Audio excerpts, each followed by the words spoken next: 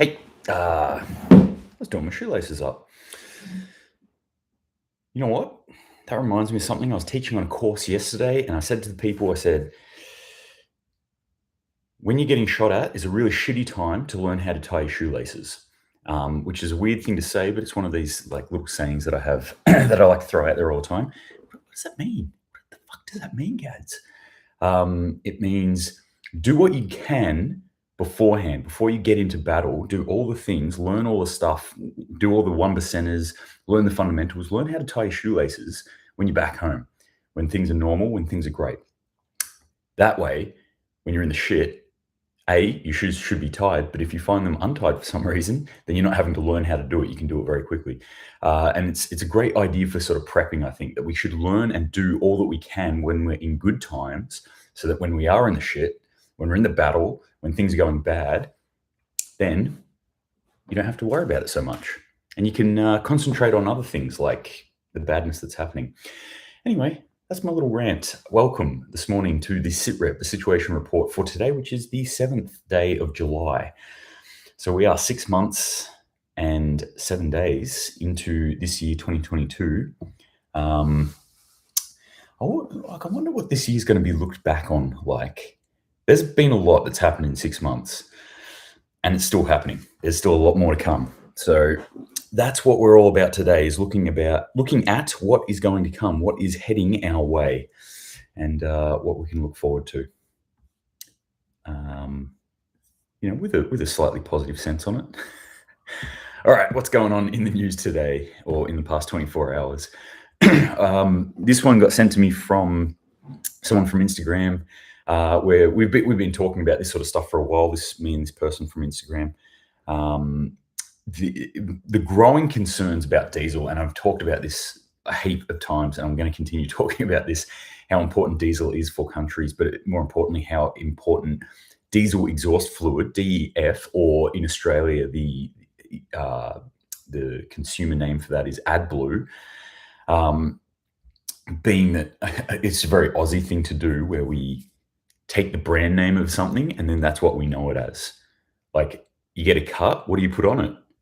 You put a Band-Aid on it. Well, those things aren't called Band-Aids. That's a brand name. But there's a very Aussie thing to do. AdBlue, DEF, diesel exhaust fluid. It's in trouble. We're looking at it. There's going to be no actual manufacturing of this in Australia as of the end of this year. So towards the end of this year, at some stage, we're not going to be able to make any more. We've got no urea coming in to make any more. We're not importing anymore. And other much larger countries are also going to be going through the same issue. So they're not going to be very willing, I think, to go, oh, Australia, yeah, you want some? Here you go. This is a huge concern, massive concern. In fact, such a big concern that the link that this person actually sent to me was a government link. And so our mighty Australian government has basically come out and said, here's the title of the article that the Australian government wrote: "Help improve Australia's diesel exhaust fluid supply. Request for information. We are seeking admissions from industry on the security of Australia's diesel exhaust fluid market." So our government has just come out and said, we don't know what we're doing. We have literally tried nothing, and nothing's worked. So please help us. Can anyone help us? We're out of ideas. We've done 0 things and nothing actually works. So help, please, Australia. Anyone? It not only points to the mass incompetence in government in general, but I've always said this about our current government who came into power in the last elections. I've never trusted them, because they've had, systemically, for the last couple of times they've been in, they've had a habit, increasingly so, of, oh, there's an issue, we're going to form a council made of the people to make some sort of decision, or to look into it. We'll do an inquiry, and then that inquiry will do another inquiry on some other inquiry that we did, and then we'll get a council of people from normal human beings, from Australians. We'll get you guys together, and then we'll come with a decision. And I'm like, wait, isn't that the point of the government? You're representing us anyway. Why are you forming other fucking councils and other groups and other think tanks and shit like that to make these decisions? Isn't that what this democratically elected government is supposed to do. Now, what this points to with this particular government, because they do have very socialist for the people sort of leanings, but another way of looking at that is we're super afraid to make a decision, so let's pass the buck and get the people to make the decision. It's not us. We can't make any decisions. It's essentially what I look at the government that we have at the moment, Labor government, say it, is people who can't make decisions. And then the other side of the House, Liberal, has sort of classically been, for me, they're a bit different now. They've classically been a government who makes too many decisions and doesn't ask anything of their public. They're just like, we're going to do this. And people are like, hey, we don't like that. And they're like, fuck you, we're doing it. So this is really what Australian politics boils down to. It's very vanilla. It's all essentially on the same side. When we're talking left or right, it's essentially on the same side. But that's the main difference I find between our two parties. This is a great example. Our government coming out and saying, help us, public. We are going to run out of diesel exhaust fluid. We don't know what to do. Gross incompetence from a government. I don't know what I'm expecting, really. I don't know why I'm saying that. Gross incompetence and government going together is a redundant sentence to me when I think about it. Of course, governments nowadays are grossly incompetent. Europa Aesthetic says, what's the topic? I'm talking about diesel exhaust fluid in Australia at the moment. I mean, this is all around the world, but diesel exhaust fluid, which is an additive that has to go in, that by law has to go in, and engines for a long time, especially larger engines, have been made so that it requires diesel exhaust fluid to go in there. It reduces the amount of exhaust or the amount of pollution that's going out into the air from diesel engines. So large diesel engines, trucks, farming equipment, tractors, things like that. They all require it in order to run. We're running out of it. There's a number of different accounts, and they're actually saying different levels at the moment of how much we've got left. But what it looks like at the moment in Australia, that we're not going to stretch into 2023 too far with any sort of usable level of diesel exhaust fluid. It's going to be used up by the end of the year, maybe sometime into 2023. And the flow-on effects, I say this every time I get on and talk about this sort of stuff. The flow-on effects of this are huge. Every single thing that you consume, that you eat, that you look at in your house, the clothes that you wear, your vehicles, everything that you can see behind me in this hotel room, everything that I'm using to talk to you right now, it all touched a truck in Australia. Without AdBlue, no trucks move. None of this stuff happens. We don't get all this cool stuff. We don't have any of this stuff. We don't have anything. We don't have any food because the food can't get to us. Take a step back. The food can't get pulled out of the ground. No tractors or no large equipment. The food can't even get planted in the first place.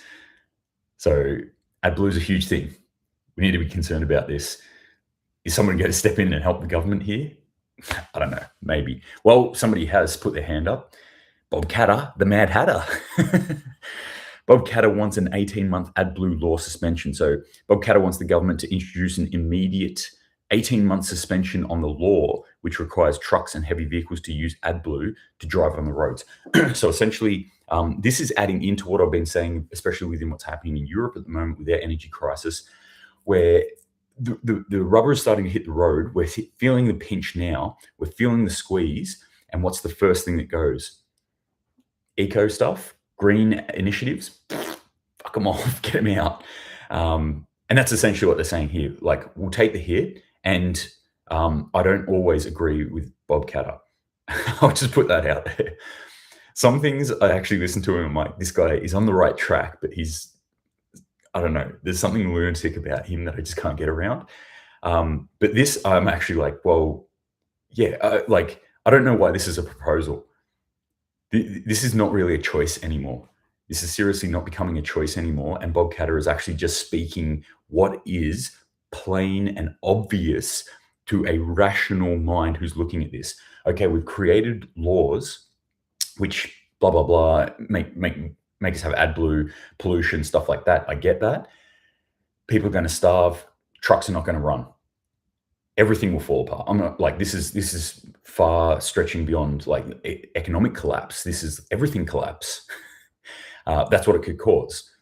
The trucks stop moving. If they stop moving for long enough, that's societal collapse. That is an actual SHTF scenario.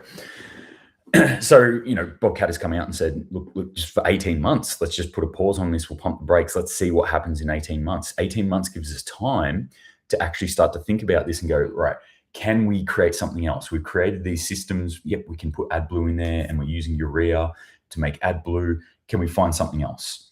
Can we do it some other way? The pressure being there that, human beings were pretty ingenuitive. I think that's a word. I'm going to go with that. That's a word now. And drink some more coffee. Drink coffee, make up words. So we're going to be able to find a solution to this issue.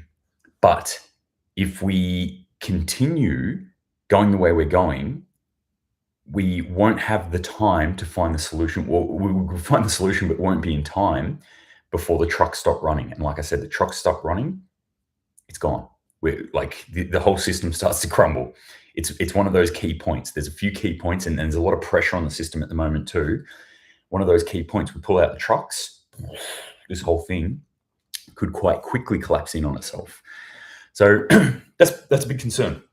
I'm looking at that and going, yeah, we need to sort this out. And yet another reason why I keep talking about us being more self-reliant human beings and going back to a more localized economy. Trading, growing, providing, manufacturing on a smaller scale within our communities, within local communities. Because at the moment, we're reliant totally on trucks and on ships and on planes. We have stretched out our supply chains to the furthest they can go, pretty much. And now when those things are starting to shake and some of them have been shut down, we're finding what the issue in that system is. Yes, we can provide a whole heap of things like really, really cheap labor because rich, entitled Aussies aren't having to do the manual physical labor. We can just ship that off to another country where there are poor people who will do it for pennies on the dollar, as it were, for cents on the dollar. And so then we can get cheaper goods and stuff like that in. But the problem with that is we've built in fragility into the system. And now that fragility is coming to smack us in the face. And we're going like, oh, cool, we had cheap lettuce for a while. Now we don't have lettuce at all. That's a mistake. So yeah, we really need to start thinking about that. And again, future planning, I'm looking at stuff. If I've got the means to do it and there's been something that I'm sitting on and I'm going, hey, this is an important prep that can last me for years and that is going to help support me by either growing food or capturing water or heating my house or protecting me and my family, then I'm going to probably go buy that now because trucks are still running now and it still can get shipped to me. But I don't know how much longer that's going to last. Like I said, towards the end of the year, we could start to see issues with this. Into 2023, we could definitely start to see issues unless something like this CATA plan comes off and we can suspend the AdBlue usage for 18 months. That's not solving the problem at all. It's giving us 18 months leeway. So that's built off this idea that like we're making the world greener, better place, which I'm all about, but also I live in reality. I like to eat food. And in fact, if I don't do that after a couple of weeks, I'm probably going to struggle a little bit. I like to drink water. I like to have the goods that I want to have. So at some point, we've got to think about this and go, where's the line where we're willing to draw this? Are we willing to destroy our lives? Are we willing to let people starve, let people freeze to death in order to listen to your Greta-inspired politicians and push down this green pathway?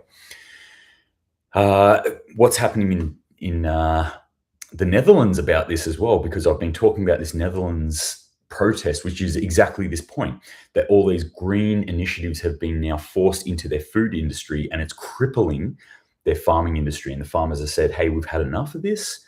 Like, we get it. It's not like farmers are there to destroy the earth. Farmers actually are the actual people who have their hands in the earth. They understand it probably better than anyone does.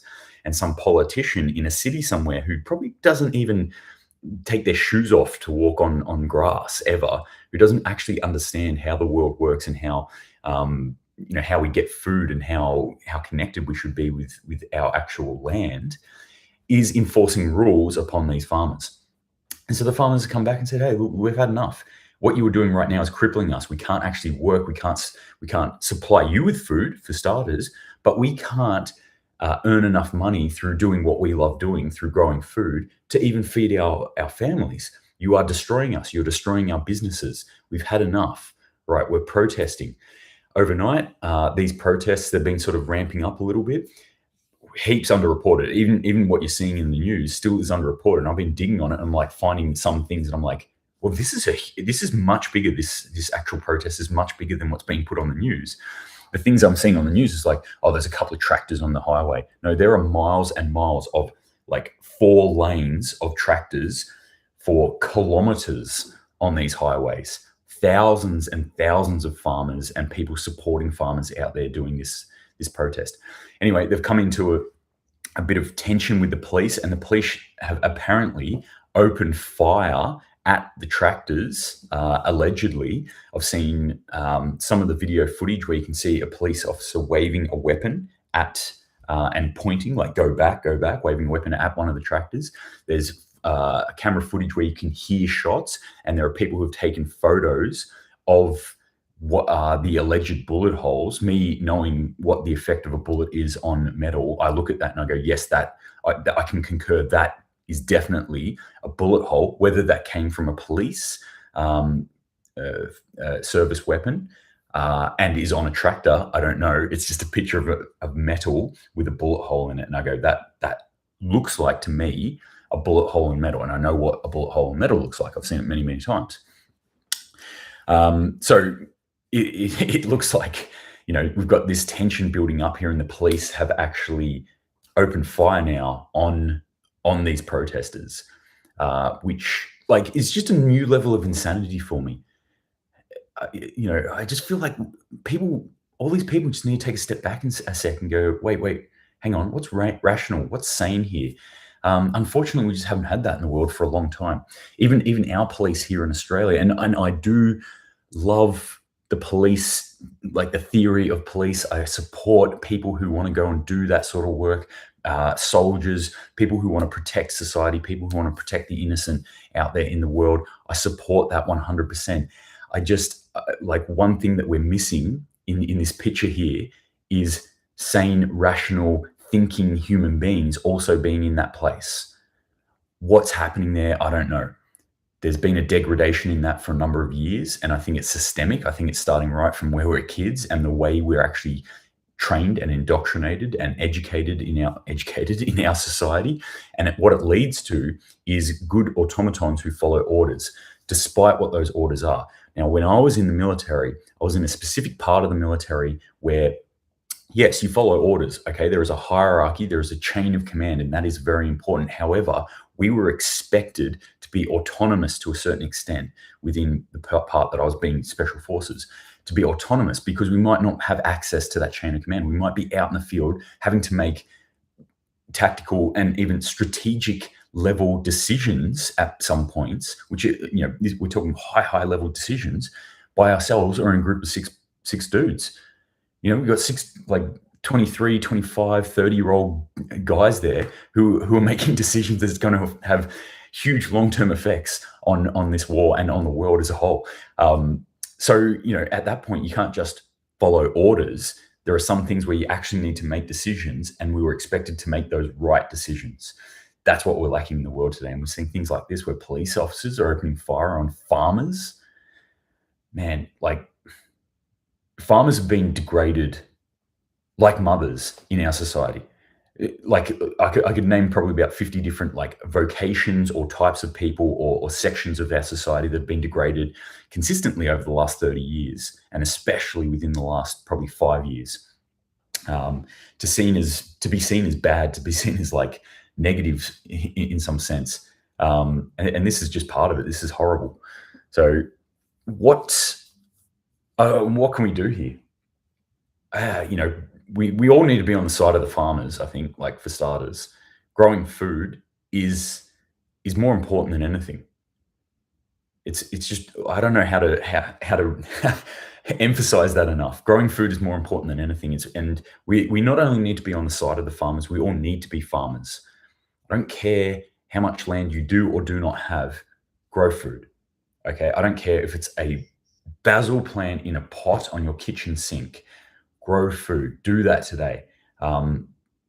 Like, just continue down that path.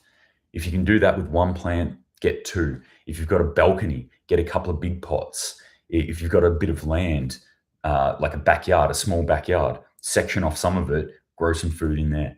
Just continue doing that. We all need to do that. We all really need to start pitching in here, because clearly the food sector is under attack, and literally under attack in Netherlands.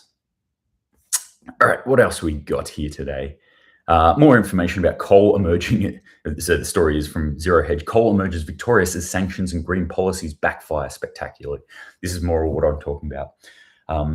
And I fully admit, like, there's a big chunk of me that's like that green hippie idealist, because I love the idea that we can live in a world where we're not having to have that one-way street of our energy, where we dig something up of the ground, we burn it, and then it's gone.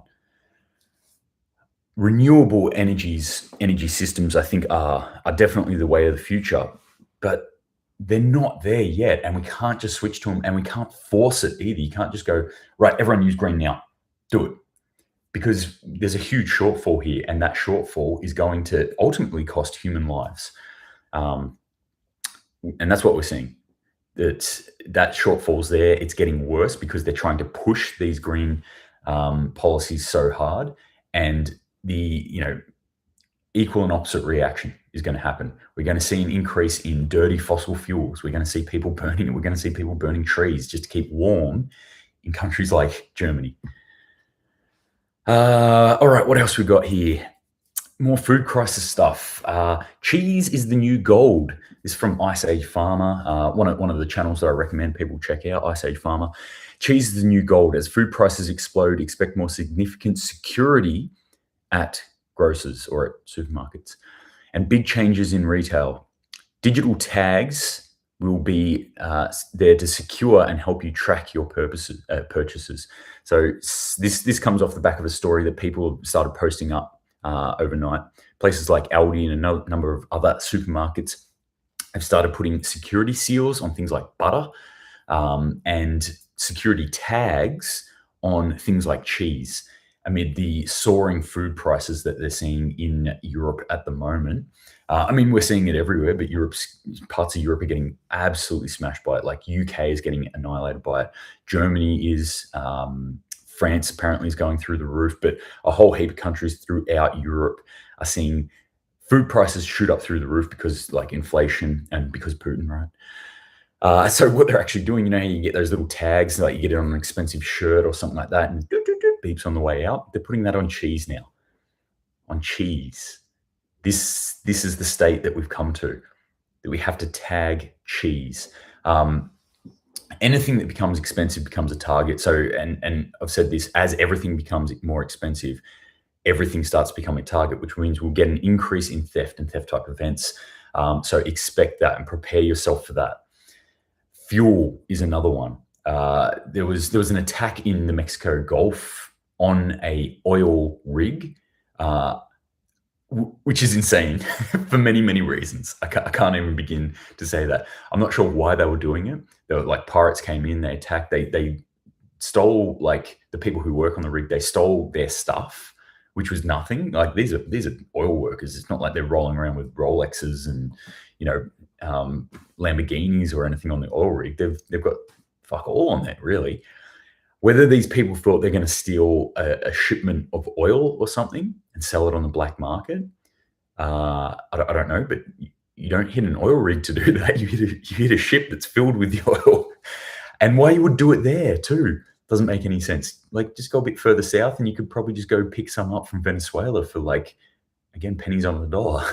The whole thing is just insane. But this is the trend that I think we're going to start seeing now, is that there will be more violence and more attacks and more thefts on more objects. So there's going to be an increase in crime as we're moving forward. People are going to start stealing cheese. yeah, that's where we come to as a world. Cheese thieves.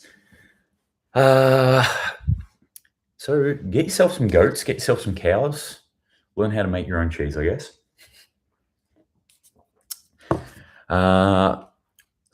SUSA headquarters, good morning to you. Welcome. Yeah, none of this is pointing in a good direction for me, but this is again something we need to think about. It's one of those key things quite often in survival circles whenever people are talking about stuff. They talk about the big four or big three or whatever, and it's usually something like shelter, water, food.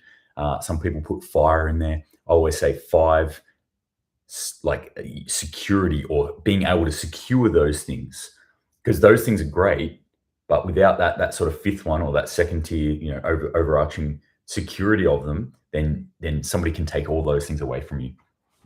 Maslow's sort of hierarchy of needs, that base need to survive what we need. Well, that's one thing, but we also need to secure ourselves. We need to secure our stuff. So thinking about that, thinking about how you can actually keep yourself secure, how you can keep your prep secure as well. One of the easiest ways is if no one knows you have it, people probably aren't going to come and try and take it. So operational security, making sure that you're not putting information out there saying, look at all my preps. This is where I live, by the way. I live here. So, hey, anyone who wants it, come take it, basically is what you're saying. And then on top of that, actually thinking about how you fortify your place or secure your place, things like cameras, maybe things about how you secure your doors, upgrading locks, upgrading windows. I don't really want to talk about anything else, but it's something you might want to think about too. It's certainly something I think about. In fact, it's not something I think about, it's something I do, if you catch my drift. So yeah, start thinking about that sort of stuff. And that's from this prepping perspective, I'm looking at this sort of stuff and going, wow, security tags on cheese. Food prices are going to continue increasing. They're going to continue going up. If you're not stockpiling now, you're losing money, essentially. That's all I can say. You're losing money if you're not stockpiling now.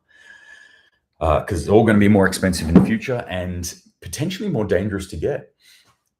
Potentially more dangerous to go to the supermarket in the future. What did I do there? Just moved something. What else is going on in the world? Lots of stuff. Unscheduled power outages result in high chicken mortalities. So more attacks on the food supply chain here, on the food industry and on food manufacturing. This is coming out of the US, I'm pretty sure, US, from a magazine called Farmers Weekly. Power grid load shedding, which is another one of those really tricky terms that people use to hide the truth. They're basically saying we don't have enough power to give to everyone, so we're load shedding, or sometimes called load sharing, or brownouts, essentially, might be the way most of us would put it, or rolling blackouts. But rolling blackouts is like, ooh, that's really hectic. We don't want to scare people, so let's just call it some load shedding. I'm just going to shed a bit of load out here. Anyway, it's dropping in certain zones, which are deemed non-critical. One of those is apparently farms and poultry farms in particular in certain areas. And because of the way they have set it up, that's meaning that those chickens are dying. One organization reported they're losing about 2,000 chickens in a day every time this happens. That's a lot.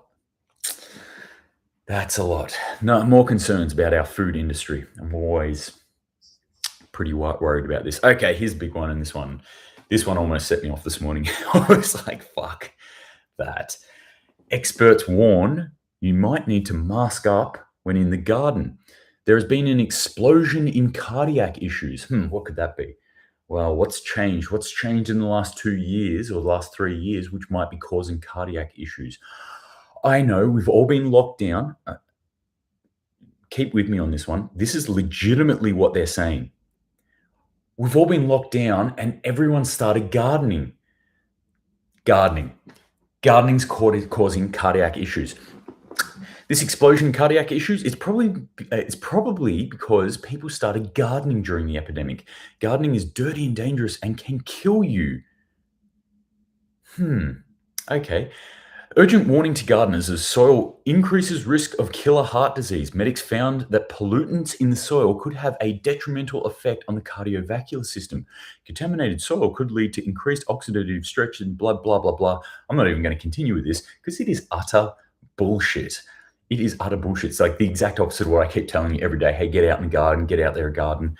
Garden is great for you. Of course, something that we've been doing for literally thousands of years, all of a sudden in the last 3 years, is causing cardiac arrest. Yep. Okay, it's causing cardiac issues. Everyone should be worried. Don't go get your hands in that dirt. Or make sure you mask up. In fact, it's probably pretty dirty. You probably shouldn't do it. Yeah, we might make it illegal. In fact, people gardening willy-nilly without a license, unrestricted gardening, well, that's going to definitely cause deaths. So we're gonna stop that. I say fuck that. I say you should be out there gardening. Ignore any of this kind of total bullshit. It's clearly total bullshit. And I will 100% fight for your right to garden. We gotta fight for our right.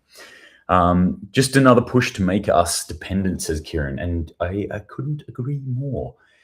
All this is trying to force people into this hopelessly codependent. It's not even codependent. It's just dependent, like just uni-dependent situation where the human beings are just sitting there with their mouths open. Mummy, daddy, government, please feed us. Please give us all the things that we need because we can't do it for ourselves because we're dirty, stinky, horrible human beings. Like, ignore all that. What we're about here is becoming self-reliant human beings. It's about looking at all these sorts of things where you are dependent on an outside force, on the government, and saying no. Going, okay, I understand that I am that now. I'm taking steps to not be there, to not be that. One of the biggest steps that we can do as individuals is to garden. So this kind of stuff, if this gets worse, like we need to ignore it now. But if it starts to get worse, it's something that we absolutely need to oppose 100%. Hose T. John, good morning to you, although it's probably late at night for you right now. Netherlands, wild riots firing at farmers. Terraborian, the terror farmers, crazy, and the media is dead quiet. Yep, I was like, this is what I start, or towards the start this morning, I was talking about, Hose John, was that this what appears to be like the forces are starting to shape up. The teams, the sides are starting to shape up, and it's like, I don't know how you can logically oppose farming. It's life. That is life. If you oppose that, you are opposing life. You are pro-death. That's all there is to it. I can't see any other way to logically look at this. All right. I, again, have to duck off very quickly, so I'm going to try and wrap this up very soon. Animal feed shortages reported in the USA as deliveries remain scarce. So this is a big worry. We're looking at chickens again and other livestock. I didn't really go into the other livestock, but chickens in particular. Chickens are like, man, I do not want to be a chicken in the US right now. Like, they're in a hard time. Bird flu, dying from blackouts, fires, and now they can't even get feed in. But this sort of stuff, this is like, I started off the story talking about trucks and diesel, DEF, diesel exhaust fluid, and how that's going to stop trucks. And if trucks don't move, then all things don't move. And what's another thing that doesn't move? Any sort of food that goes out to grow our food. Any sort of fertilizer that goes out to grow our food. All these things are going to be in short supply. Other things are going to start dying off. Just another one that popped up in front of me that I was like, that's pretty interesting. City of Augsburg in Germany dims street lighting, switches off facade lighting on historic building, and evaluates the shutdown of some traffic lights due to the energy crisis. It's happening, people. We're in it, right? This is it. A whole heap of like strategic level stuff that I'm just sort of skipping over today. I'll try and cycle back around to it at some stage. That might water levels too in the Hoover Dam. They're very, very close to what we call a dead pool, which means they can't generate any electricity from that. So the Hoover Dam uses water. It dams up water and then uses that water to generate electricity, and also the water goes out to give to people. So it's a reservoir for water for a lot of people throughout the US. Like we're talking thousands, hundreds of thousands of people maybe that rely on the Hoover Dam. Yeah, and it's almost at a point where it's not going to be able to do either of those things: produce electricity or water, give water to people. So that is a huge concern that's going on there. All right, here's a little summary that came from Ice Age Farmer again about the European energy crisis, just to give you a little snapshot of what's going on there. Germany is restricting when and how energy companies can declare force majeure. Force majeure is just a fancy legal term for kind of, it's no one's fault. Let's all just drop this contract. Like whatever we said we we're going to do, we're not going to do it. Whatever you said you're going to do, we're not going to do it. Let's all just not take responsibility for anything and walk away. It's the legal term for what our society is nowadays. It's not my fault. It's I'm just going to walk away from this. France has nationalized the nation's largest energy company. So we're seeing the socialist republics of the European countries starting to form. This is great news. UK announced they too would simply cut off nat gas to the EU when supply is short. Put up the borders. The EU has decided, this is a big one overnight, the EU has decided that nuclear and natural gas energies are green. It's green now. So all those green fighters who are like, we must turn off nuclear energy is destroying the earth, blah, blah, blah, no good, natural gas, that's still fossil fuel, it's not going to work, blah, blah, blah. Well, the EU's come out and said, oh, actually, no, they're green now. That's cool. It's green. I'm wondering at what point they go, you know what? Coal came out of the earth. It's green too. Oil out of the earth. It's a green technology. Fantastic. Everything's green. Yay. Yeah. That's a little snapshot of what's happening in Europe as far as energy goes this morning, what's been happening over the last sort of week. So fascinating times. These are fun times we live in, are they not?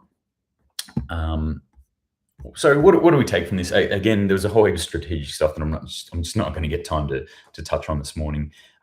Maybe the big one, I'll just talk about this. Venezuela is going to be hosting an event, a military event about sniping, where a whole heap of the world's militaries, representatives from the militaries come in there. But in particular, the militaries that are coming are Brazil, Russia, Iran, China, coming into Venezuela. That's an interesting one. Watch that space there, how that's going to play out, and whether that's going to, make the US do a little bit of these ones, like, ooh, I don't like this. These people I don't like. They're too close to my house now. So keep your eye on that one. But that's it for strategic news today. Really, the big one today is what I wanted to talk about. The theme of today was about this whole, I guess, what we're looking at here is we have this green ideology. And like I said, I'm not anti-green. I really like living close to the earth, and I really like sustainable and regenerative type practices. What I don't like is when you're trying to force it onto a stage which isn't built for it, because that's going to collapse. And that's not just like, oh, okay, that goes away. That is millions of people dying of starvation when that goes away. So, Kieran, black is the new green, 100%. Or radioactive green is the new green, might be the more appropriate way to put it. So, what we're looking at here, it's clear as day to us, and it has been for some time, but it's becoming more and more obvious and more serious, this war against our food system. We need to take control of that. Ignore anything that says gardening is bad. Okay, it's bullshit. Gardening is not bad. Gardening is life. Gardening is life. And anything that says that gardening is bad is death. That's as simple as I can make it for you. So do you want to be on the side of life, or do you want to be on the side of death? Death and destruction, life, regeneration, and self-sustaining self-reliant human beings. That's where we all need to be today. All right, I've got to shoot off because I've got to get to work and teach more people how to not die in war zones. Fun stuff. I actually do love it. I really love doing it. Thank you again for joining me. Thank you for everyone who chucked in the comments and said hi and did anything like that. Oh, S. Wood, really enjoyed listening to you. Thanks for your time. Have a lovely day. Thank you very much. I hope you have a lovely day too. I appreciate it very much. Hey, Ryan, how you going, man? I'm about to bounce, so you came on at the wrong time. Have a fantastic day. Get your hands dirty. Get them in the garden today. Continue stockpiling food, and remember that food prices are going to go up. So anything that you're buying now is technically saving you money for when the food gets really, really expensive. As I predict, it probably will at some point, or some items will get very, very expensive very soon. So thanks, Ryan. Love you, man. Thanks, Kat. Have a great day, guys. Stay safe out there. Keep your eyes open. Keep prepping, and Semper Paratus.